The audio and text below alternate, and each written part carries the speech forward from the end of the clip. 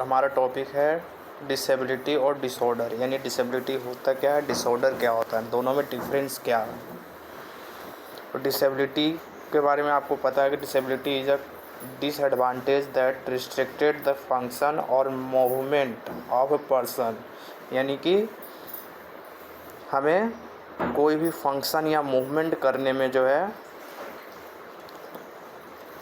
एक कंडीशन आ जाती है, रिस्ट्रिक्ट आ जाता है, यानी रुकावट आ जाती है कोई भी कार्य करने में, ठीक है, डिसेबिलिटी में, ठीक है, या लिमिटेशन आ जाती है कोई भी वर्क करने में, तो उसे डिसेबिलिटी कहा जाता है।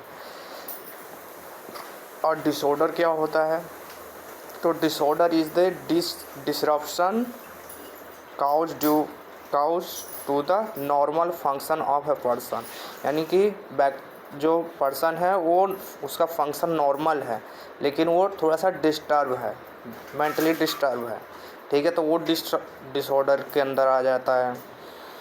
Disability is often associated with body parts, disability जो है कनेक्टेड किससे होता है या एसोसिएटेड किससे होता है, तो हमारे बॉडी पार्ट्स जो है अगर नहीं है, कोई किसी में कमी है हमारे बॉडी पार्ट्स में, ठीक है, तब वो डिसेबिलिटी में आ जाता है। और डिसऑर्डर क्या होता है, तो ये मेंटल कॉम्पिटेंसी है, मतलब हमारी मेंटल हेल्थ से संबंधित है, ठीक है, हमारा मेंटल वेलबींग कोऑर्डिनेशन कैसा है, हमारे काम करने में हमें कोई पर स्ट्रेस हो रहा है के कारण हो सकता है मेंटल डिसऑर्डर, ठीक है, तो ये तरह का मेंटल कॉम्पिटेंसी होता है ये डिसऑर्डर।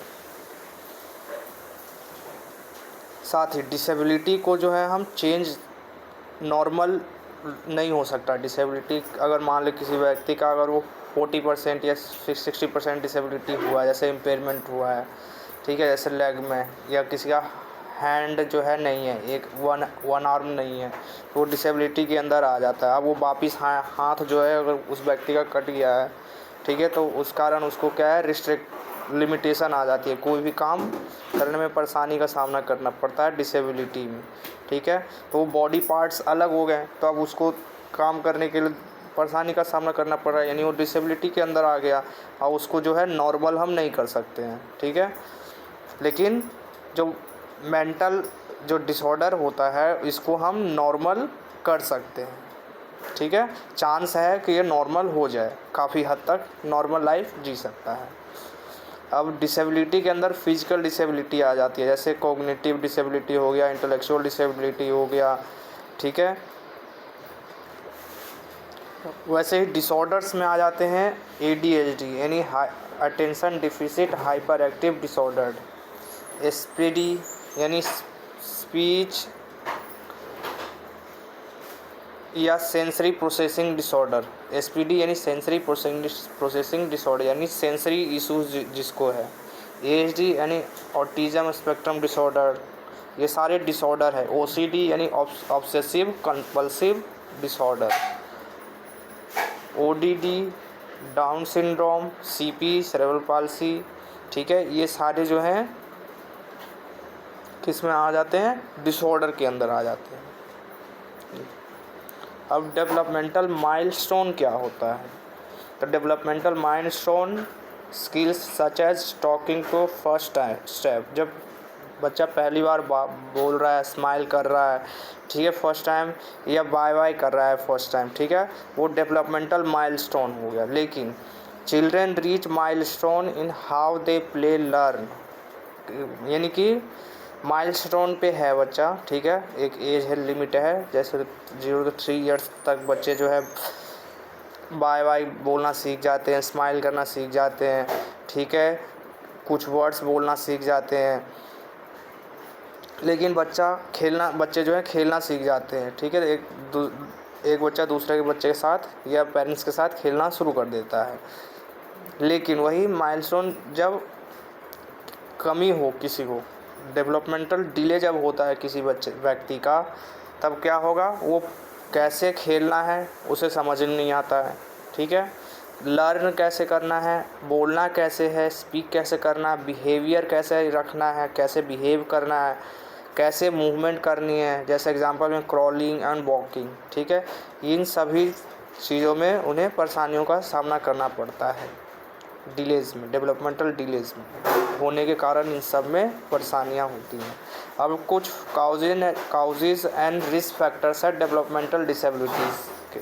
कल हमने डेवलपमेंटल डिसेबिलिटीज़ के बारे में पढ़ा था, तो उसके कुछ काउजेज एंड रिस्क फैक्टर्स है कि क्या क्या कारण हो सकते हैं या रिस्क फैक्टर कौन कौन से हैं। Developmental disability begins any time during the developmental period and usually lasts throughout a person lifetime। इसकी शुरुआत जो है ड्यूरिंग द डेवलपमेंट पीरियड से, जब डेवलपमेंट पीरियड स्टार्ट होता है उसी समय या किसी भी समय स्टार्ट हो सकता है, उसके आसपास डेवलपमेंटल पीरियड से स्टार्ट होकर के ये लाइफ टाइम तक जो है ये डिसेबिलिटी, डेवलपमेंटल डिसेबिलिटी जो है वो बच्चे के साथ रहता है। Most developmental disability begin before baby, यानी बच्चा जन्म नहीं लिया उससे पहले ही कई ऐसी डिसेबिलिटीज़ हैं जो शुरू हो जाती हैं। But some can happen after birth, लेकिन कुछ ऐसी डिसेबिलिटी है जो कि बच्चा जब बर्थ लेता है उसके बाद शुरू होती है।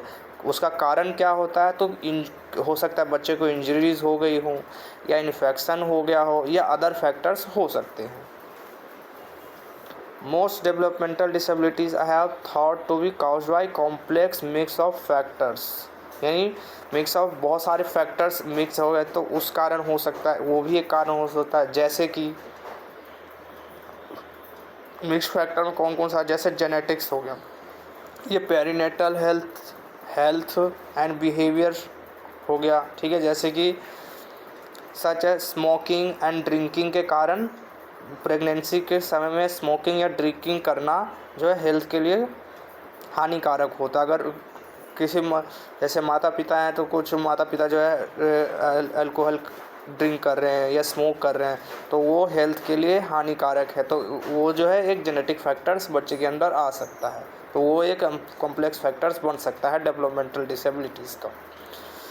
कॉम्प्लिकेशंस आई हों अगर ड्यूरिंग बर्थ, साथ ही साथ इन्फेक्शंस अगर हो, किसी प्रकार का इन्फेक्शन अगर हो गया हो मदर को ड्यूरिंग प्रेगनेंसी के समय, या baby might have very early in life, यानी लेट जन्मा, ठीक है, या पहले हो गया हो बच्चा। एक समय निर्धारित होता है, जैसे 9 मंथ होता है नॉर्मल बच्चे का जन्म का, ठीक है। मान लो हो सकता है 8 मंथ में ही हो गया हो बच्चा, या फिर हो सकता है 10 महीने या 12 महीने, 10.5 महीने टाइम लग गया हो बच्चे को होने में, तो ये कुछ कॉम्प्लिकेशंस आ जाती हैं। एक्सपोजर ऑफ द मदर और child to high level of environmental toxins, यानी टॉक्सिन्स ले रहे हैं, जैसे लीड पॉइजनिंग हो गया, ठीक है। तो इस तरह अगर कोई टॉक्सिन्स ले रहे हैं हाई लेवल पे मदर अगर ले रही है तो उसमें बच्चे को जो है परेशानियों का सामना करना पड़ सकता है। या फिर एनवायरमेंटल काउजेज़ में जैसे लीड पॉइजनिंग है एग्जांपल। कुछ और भी डेवलपमेंटल डिसेबिलिटीज़ हैं, जैसे फेटल अल्कोहल सिंड्रोम है, जो कि ड्रिंकिंग करने के या अल्कोहल पीने के कारण होता है। कब? जब प्रेगनेंसी के समय हम ड्रिंकिंग करते हैं या अल्कोहल करते हैं तो उस कारण जो है FASD होता है, यानी फेटल अल्कोहल सिंड्रोम डिसऑर्डर होता है, ठीक है। ये एक छोटा सा टॉपिक था, डिसऑर्डर और डिसेबिलिटी में क्या अंतर है। वीडियो कैसी लगी है बताइएगा ज़रूर, साथ ही लाइक शेयर और सब्सक्राइब ज़रूर करें चैनल को लेटेस्ट अपडेट पाने के लिए। Thank you.